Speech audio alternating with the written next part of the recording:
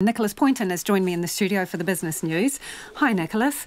Right, what have you got for us today? A new report that shows obviously all these companies rushed out during, I imagine, lockdown to set up e-commerce and online trading. But what happened with protecting customers' data? So the government's sort of cybersecurity advisor, that's CertainZ, they've done this survey and the results, to put them bluntly, they're pretty alarming. It found that 39% of businesses with online stores have never heard of what is called the Payment Card Industry Data Security Standard. Now that may sound like an absolute mouthful, but it's a set of international standards that businesses are required to follow, and it's all about these measures to protect customers' data, especially when it comes to online transactions.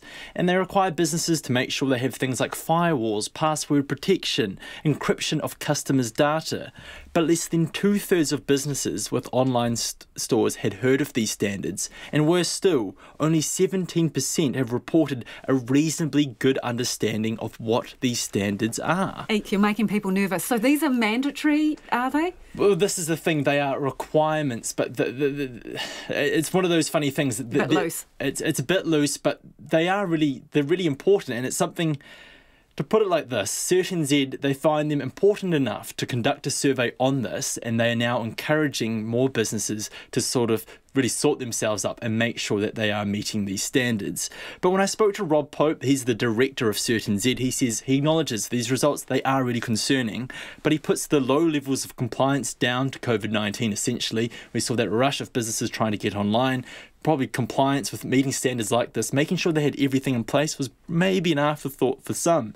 But the big question is for a consumer, is you want to know whether or not your data is going to be safe when you buy something online. And when I put this to Rob Pope, he says he accepted that. He says consumers need to be assured that retailers have measures in place. But that raises the question, how do consumers know that these measures are in place? I asked him, I said, do you believe that there should be some signs, some public disclosure on retailers' websites to make sure that they are meeting this? And he acknowledged that, yes, look, that would certainly be a good idea, but it's essentially, he says, up to the businesses and their banks who have contractual obligations to make sure that they are meeting these standards. So, look, this is a survey that came out today. It was supposed to really, cast a light on awareness in the industry, but it raises a number of questions. And I hope at some point I'll be able to come back on the show and I'll actually have some raw numbers that can show us what compliance is actually looking like. How many businesses, are essentially ticking all the boxes here. And are they going to name the businesses that aren't?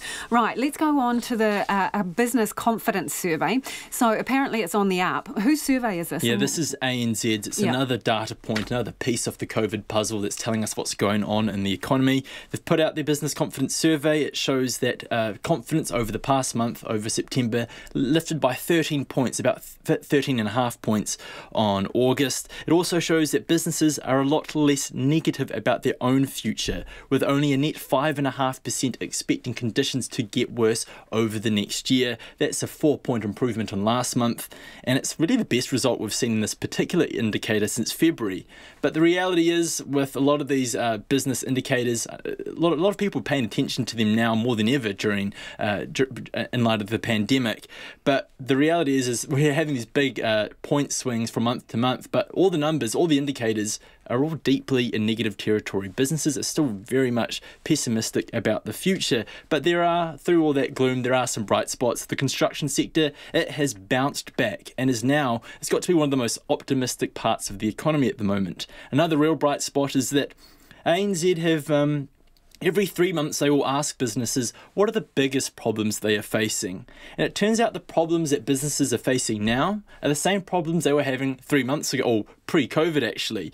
And ANZ says this is actually encouraging. Those problems are finding skilled labour and issues around lots of paperwork and adhering to regulation. So ANZ's chief economist says, given that these are the problems businesses are facing, it's actually put them in quite an enviable position, because most businesses in countries around the world would dream of having problems like this, given all the things that are going on at the moment. Okay, so what was going on with the market numbers today? Well, our NZX Top 50 is up slightly again today by 4 points to 11,747. Our own dollar is up to 65.8 US cents, 92.6 Australian, 51.3 British pence, and gold is down $9 to 1,887 US dollars an ounce. Thanks, Nicholas. Nicholas Poynton with Business there.